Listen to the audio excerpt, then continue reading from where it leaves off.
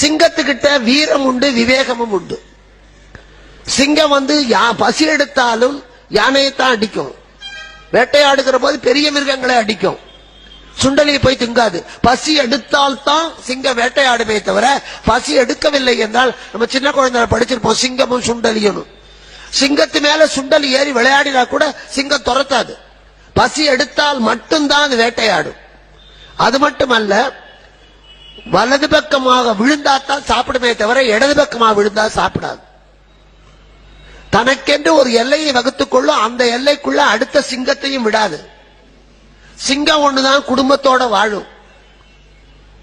இந்த பெரிய பண்புகள் இருக்கிறதுனால தான் காட்டுக்கு ராஜா சிங்கம். சிங்கத்தை விட சிறுத்தை தான் வலிமையானது. ஆனா சிறுத்தை ராஜா இல்ல, புலி நினைச்சா சாப்பிடும். அது மட்டும் இல்ல, சிங்கம் வேட்டையாடி விட்டு அதனுடைய குட்டிகளை சாப்பிட சொல்லி பெண் சிங்கம் சாப்பிட்டு தான் சாப்பிட்டுட்டு மிச்சத்தை அங்கேயே போட்டுட்டு போயிடும். அதனால சிங்க வேட்டை நடந்தா மற்ற மிருகங்கள் நமக்கு விருந்து கிடைக்கும் காத்திருக்கும். புலி அப்படி இல்ல, தின்னுபிட்டு மிச்சத்தை இழுத்துக்கிட்டு போய் காய வச்சு வத்தல் போட்டு திங்கும். அல்பம், புலி அல்பம். அதனாலதான் பெண்களை புலிம்பாங்க, ஆண்களை சிங்கம்பாங்க. வீட்டுல 4 கோலக்குழா இருக்கும். நாத்தனார் வருவா திருவிழாவுக்கு, அண்ணே ஒரு கோலக்குழா எனக்கு கூட.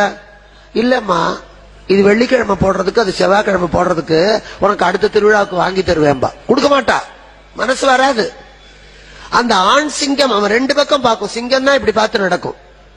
மற்ற எல்லா மிருகமும் நேர பார்க்கும், குனிஞ்சு பார்க்கும், நிமிந்து பார்க்கும். ஆனா சிங்கம் மட்டும்தான் 2 பக்கம் பார்க்கும். ஒரு ஆண்மகன் என்பவன் 2 பக்கம் பார்க்கணும். தெருவில் இல்ல, வாழ்க்கையில. பெத்தவளையும் பார்க்கணும், கட்டினவளையும் பார்க்கணும்.